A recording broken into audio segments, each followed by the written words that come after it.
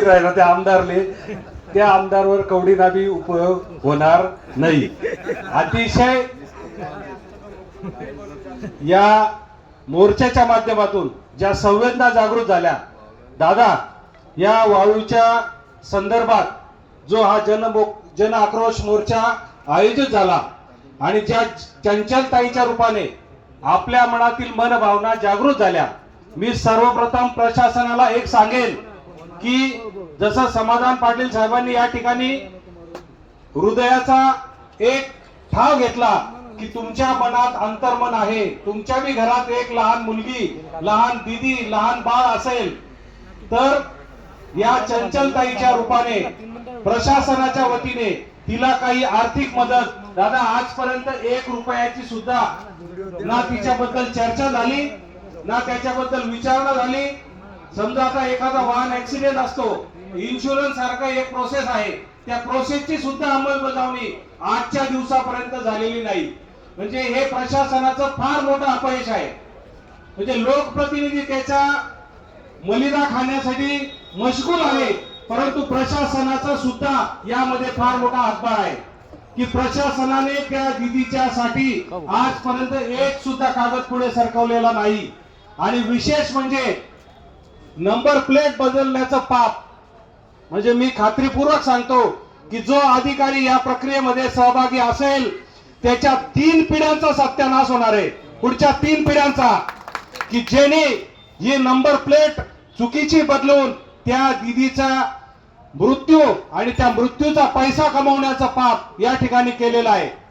मी या तालुक्याचे तहसीलदार यांना पण सांगेन की तुमच्या सुद्धा भावना जागृत ठेवा। नुसते चमकोगिरीसाठी आपण पत्र दिलं आणि पत्र दिलं म्हणून 2 डंपर पकडले आणि 2 डंपर पकडून 1000 सोशल मीडियावर त्या पोस्ट शेअर केल्या, या केलेल्या पापाचं हे प्रायश्चित्त नाही। येणाऱ्या काळामध्ये आता पुढील भविष्यामध्ये दादा मी अभिमानाने सांगेन की बाळ आणि बाळाचं पंचक्रोशीमध्ये आम्ही वाळू चोरांना त्या ठिकाणी घुसू देत नाही। अनेक वेळा अनेक प्रस्ताव आमच्यापर्यंत आले, परंतु आम्ही त्या प्रस्तावांना नुसतं धुडकावून नाही लावलं तर त्यांच्या कमरेत लाथा घालून त्यांना आकललेला आहे। म्हणून आमच्या बाळ पंचक्रोशीची वाळू आमच्या पूर्वजांपासून तर आजच्या सर्वांच्या लोकप्रतिनिधींपर्यंत ही शाबूत आहे। आणि रईपुरी गाव हे माझ्या बाळ पंचायत समिती गणात येतं। त्या चंचलताईसाठी प्रशासनाच्या वतीने पुढच्या 2-4 दिवसामध्ये माझी एक अपेक्षा आहे, या मोर्चाच्या रूपाने तिचा लहान भाऊ या ठिकाणी आलेला आहे, रईपुरीचे सरपंच या ठिकाणी आलेले आहेत।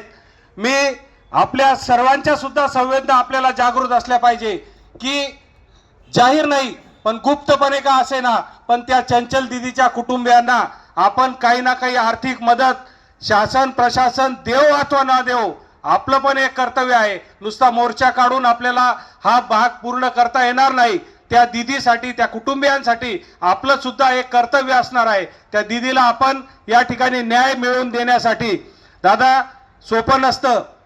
एखादं सरकार विरोधी आंदोलन असेल तर मोठ्या प्रमाणात लोक जमू शकतात, परंतु चोरांच्या विरुद्ध आंदोलन असेल, माफियांच्या विरुद्ध आंदोलन असेल तर गर्दी जमणं फार मुश्किल असतं।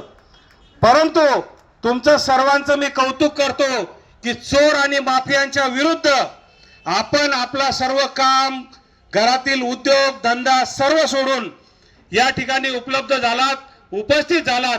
काहींनी अतिशय चांगल्या या ठिकाणी भावना व्यक्त केल्यात, सर्वांचं मनपूर्वक अभिनंदन व्यक्त करतो।